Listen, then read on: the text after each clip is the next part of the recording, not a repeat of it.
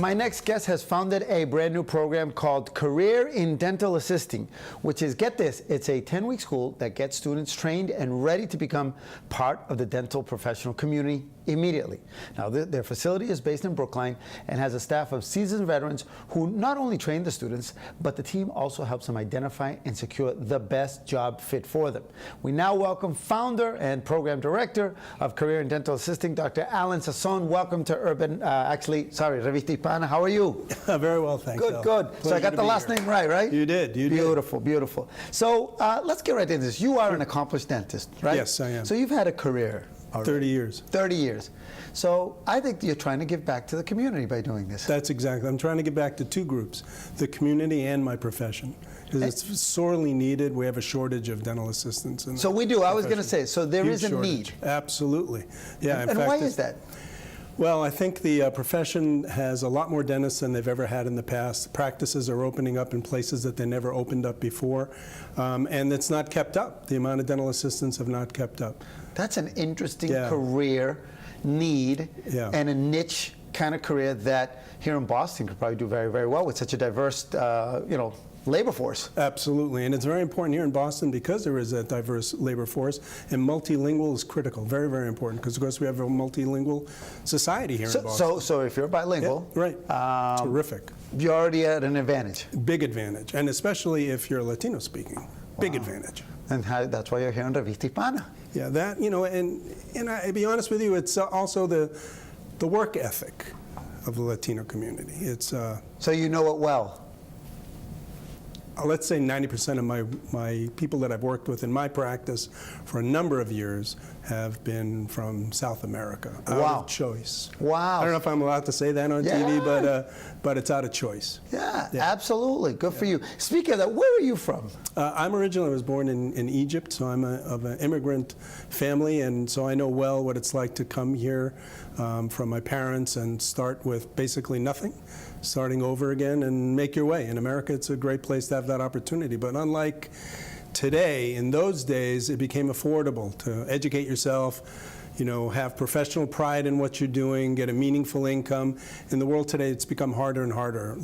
Getting your education becomes very, very expensive. So we believe at my program that it's very, very important to have a short program. 10 weeks, meets on Saturdays.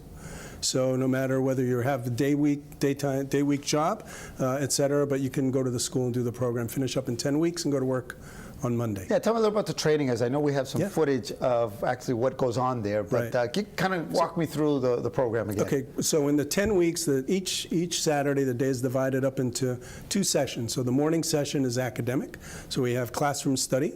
The afternoon is all clinical, hands-on. So we teach them, we make sure that on the day that they graduate, that the day they walk into any dental office, that they can be an active and participant and contribute to any practice, no matter whether a very advanced practice or whatever. In addition to that, during the program, we make sure that we teach them how to apply for jobs. We teach them how to go for an interview, how to dress, how to look, how to present themselves.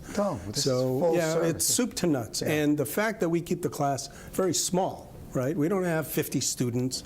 We only have 12 students in the class, and it's in a working dental practice that we can give each student very structured attention, very hands-on guidance. We believe that very strongly in the school, and we found that it's been a great recipe.